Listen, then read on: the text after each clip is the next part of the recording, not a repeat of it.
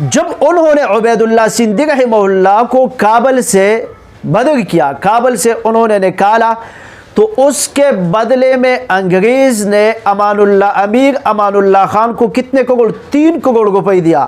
اور امیر امان اللہ خان نے باقاعدہ اعلان کیا کہ آج کے بعد کوئی بھی کابل کے سرزمین پر دیوبند کا نام نہیں لے گا۔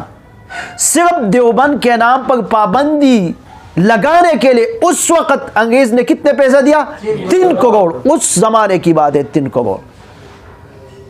لیکن آج اس کے باوجود کابل کے سرزمین پر علماء دیوبند کے علاوہ کسی اور کا نام لینے کے لیے لوگ تیار نہیں ہے۔ یہ ہے قربانی، یہ ہے اسلام کی حقانیت، یہ ہے اسلام کے سچائی۔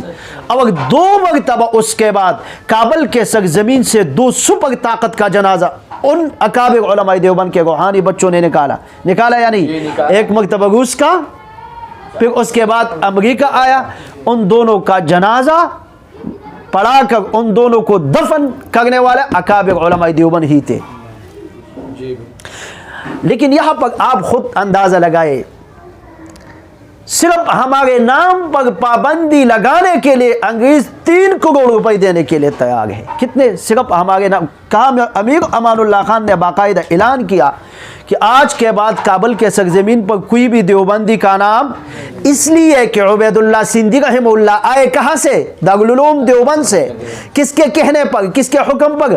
شیخ الہند رحمہ اللہ کے حکم پر۔ نہیں سمجھا؟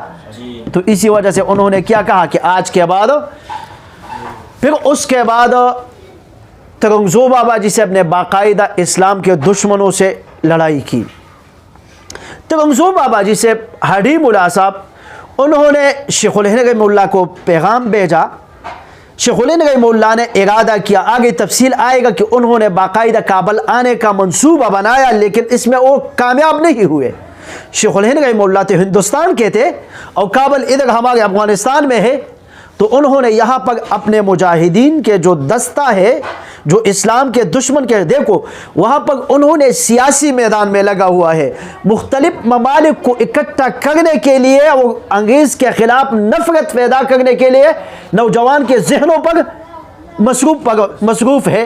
اور یہاں پر ان کے شاگرد باقاعدہ کلاشنکوف اور باقاعدہ بندوق میں اسلام کے دشمنوں کے ساتھ لڑائی میں برسر پیکار ہے۔ نہیں سمجھا؟ ہندوستان میں تو نہیں لڑ سکتے تھے نا شیخ الہند رحمہ اللہ، ان کے پاس کچھ اسباب نہیں تھے، تو انہوں نے یہاں پر ایک خفیہ سازش شروع کی اور باقاعدہ CID، اسلام کے دشمنوں کا CID باقاعدہ کابل میں بھی شیخ الہند کے جو خاص مجاہدین اور جو خاص بندے تھے ان کے خلاف باقاعدہ یہاں پر خفیہ وہ بھی موجود تھے۔ انہوں نے ایک ایک بات کو نوٹ کر کے اسلام کے دشمنوں کو پہنچا دیتے کہ یہاں پر عبیداللہ سندھی نے باقاعدہ شیخ الہند رحمہ اللہ کے شاگرد نے باقاعدہ آپ کے خلاف ایک منظم تحریک شروع کی۔ نہیں سمجھا؟ شیخ الہند رحمہ اللہ اس کو مولانا ترنگزو بابا جی سے اپنے پیغام بھیجا کہ ہمارے پاس مجاہدین کے پاس اسلحہ کھانے پینے کے حوالے سے کچھ بھی نہیں ہے، آپ ایسے کر دیں کہ آپ ہمارے لیے کوئی بندوبست کریں۔ شیخ الہند رحمہ اللہ چلا گیا، کہا مکہ چلا گیا، مدینہ چلا گیا۔ مکہ پر جا کر وہاں پر انہوں نے جو ہندوستان سے تعلق رکھنے والے بڑے بڑے تاجر تھے ان سے ملاقات کی، اور انہی کے واسطے سے جو اس وقت حجاز کا گورنر تھا جمال پاشا، ان سے باقاعدہ ملاقات کی۔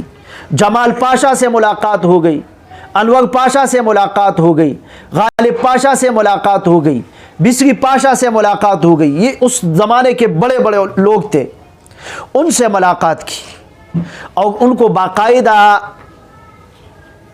اس حوالے سے کہ ہم مسلمانوں کو اس وقت اکٹھا رہنا ہے، اس وقت اتفاق رکھنا ہے، اور انہوں نے باقاعدہ یہ ترکی کو بھی پیغام بھیجا۔ اس وقت خلافت عثمانیہ کے خلاف بھی اس برطانیہ نے باقاعدہ انہوں نے مکہ میں بغاوت کی خلافت عثمانیہ کے خلاف۔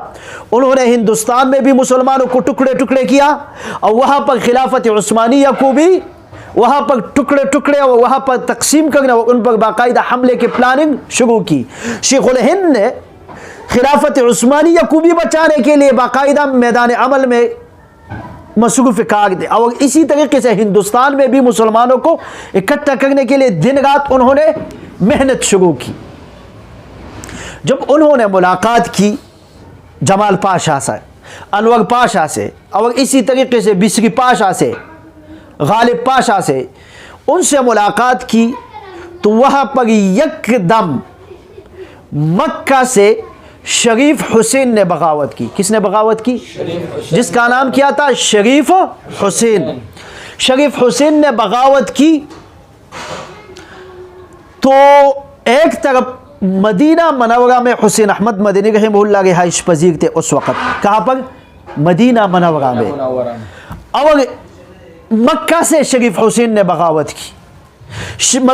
شریف حسین کے پاس باقاعدہ کچھ مولوی بھی تھے، کچھ بڑے بڑے مفتیان بھی تھے،